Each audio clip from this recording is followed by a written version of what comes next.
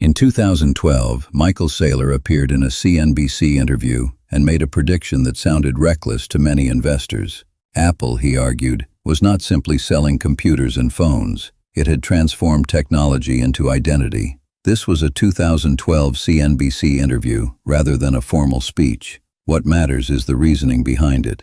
Critics believed Apple would eventually suffer the fate of the personal computer industry. Better devices, lower prices, shrinking margins, and relentless competition. Saylor saw something different. A desktop computer could be hidden under a desk. Its appearance barely mattered, but a phone was carried in the hand, placed on a table, photographed, admired, and replaced. The iPhone was technology, but also design, status, habit, communication, and personal expression. Saylor compared Apple's products to luxury goods. Once a device becomes part tool and part fashion statement, customers may continue paying premium prices even as the technology improves. This was the first lesson. The greatest businesses do not merely improve a product. They change the category in which customers understand it. Apple was no longer competing only on processor speed. It was building an ecosystem of hardware, software, applications, services, and social meaning. Each new device strengthened the value of the others.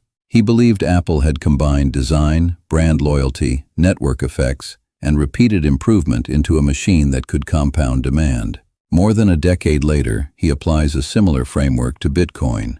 In his February 2026 Strategy World keynote on digital credit, Saylor described Bitcoin as digital capital, a scarce global asset that could support new forms of credit, savings, and financial infrastructure. He argued that financial products may eventually be built on top of Bitcoin in the same way applications and services were built on top of mobile platforms.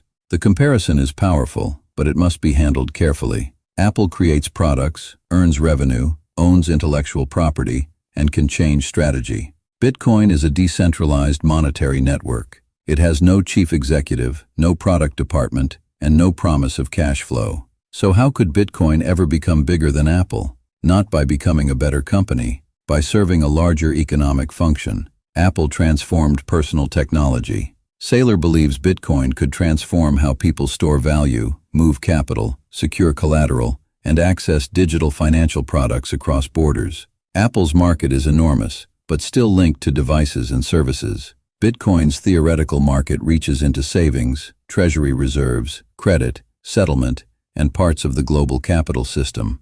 That does not guarantee success. A large potential market is not the same as inevitable adoption. Bitcoin remains volatile. Regulation can change. Custody can fail. Leverage can magnify losses. Strategy's model depends heavily on capital markets, investor confidence, and Bitcoin's long-term appreciation.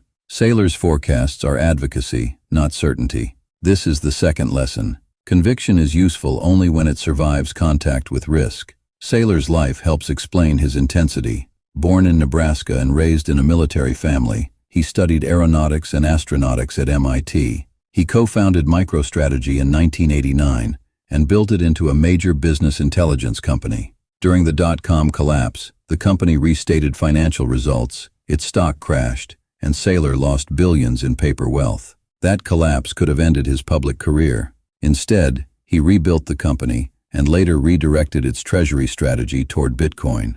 His greatest strength may also be his greatest risk. Once he develops a thesis, he pursues it with extraordinary concentration. From Apple to Bitcoin, Saylor's method follows the same sequence. Look beyond the current product. Identify the network forming around it. Study user behavior, not only engineering. Ask whether scarcity and adoption can reinforce each other. Then decide whether the opportunity is large enough to justify years of criticism. The educational message is not buy Apple or buy Bitcoin.